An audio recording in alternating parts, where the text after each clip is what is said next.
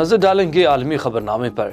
अक़वाम मुत्तहिदा ने अफ़गानिस्तान में ख़वातीन और लड़कियों के हुकूक़ के सूरत-हाल पर तहफ़्फ़ुज़ात का इज़हार किया है।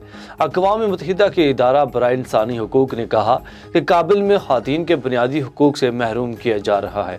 1 करोड़ 18 लाख ख़वातीन को फ़ौरी तौर पर आलमी बरादरी की जानिब से इंसानी बुनियादों पर इमदाद की ज़रूरत है।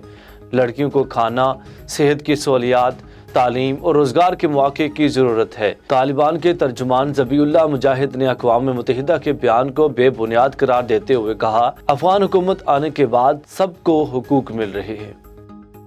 पेरिस से खबर शामिल करें। फ्रांस में यहूद मुखालिफ बयान का इल्ज़ाम लगाकर मस्जिद को बंद कर दिया गया। गैर मुल्की खबर रसां एजेंसी के मुताबिक फ्रांस के शहर केन में मसाजिद को बंद कर दिया गया। फ्रांसीसी वज़ीर दाखिला जेराल्ड डरमेनन ने मस्जिद की बंदिश पर कहा कि केन की मस्जिद से यहूद मुखालिफ बयान देने के अलावा हुकूमत की जानिब से कालादम की गई है। 2 तंजीमों की हमायत की खिलाफ वर्जी भी की गई है। पेरिस के शुमाली इलाके केन में 2 हफ्ते कबल इमाम मस्जिद के खुतबे को बुनियाद परस्त करार देकर मस्जिद को 6 माह के लिए बंद कर दिया गया।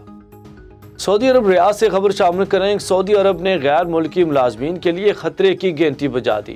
गैर मुल्की मीडिया के मुताबिक सऊदी अरब में सऊदाइजेशन के तहत अब मुकामी शहरियों को नौकरियां दी जा रही हैं और सऊदी हुकूमत ने तवानाई के शोबे में भी 75% सऊदाइजेशन का फैसला किया है।